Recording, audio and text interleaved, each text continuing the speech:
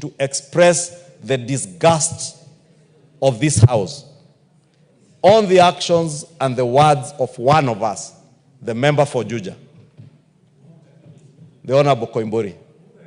Honorable Speaker, as much as the police have taken action, and I do hope they will be able to charge the member for Juja, Honorable Speaker, even within our own standing orders, we have put it that you cannot disparage or even discuss a foreign president, especially a president of a foreign country. For the member for Juja to have uttered the unfortunate and careless words that he uttered over the weekend.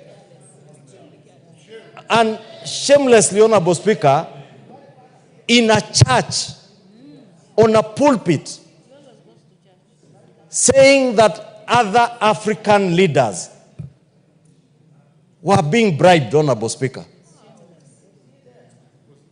The member for Juja should know that Prime Minister Raila Odinga did not run for chairmanship of AU under the instigation of William Ruto.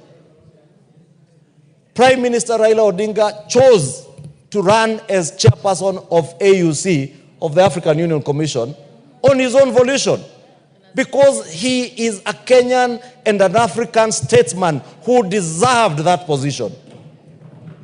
President William Ruto did not choose to support Prime Minister Raila Odinga because he was his competitor in the last elections, or because they have served in ODM together. You know, President William Ruto is a founder member of ODM.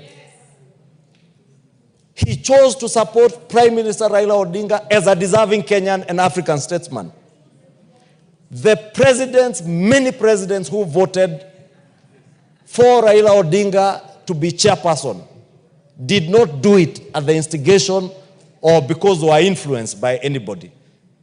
Honorable Speaker, we must at the same time express our disgust by the actions of this member of parliament who claimed that the Republic of Kenya had spent 13 billion shillings. From where? Money that we have not appropriated, Honorable Speaker. But you know, Honorable Speaker, there are some of these members of parliament who sit here. Unfortunately, this member is even never in the House. So he doesn't even understand how money is appropriated. He's probably in a police station now. I don't know where he is and I don't care. I hear someone asking me, Honorable Speaker, where he is. Honorable Speaker, I want to propose the member for Juja must be named for this House because it is a bad habit he has formed. A very bad habit.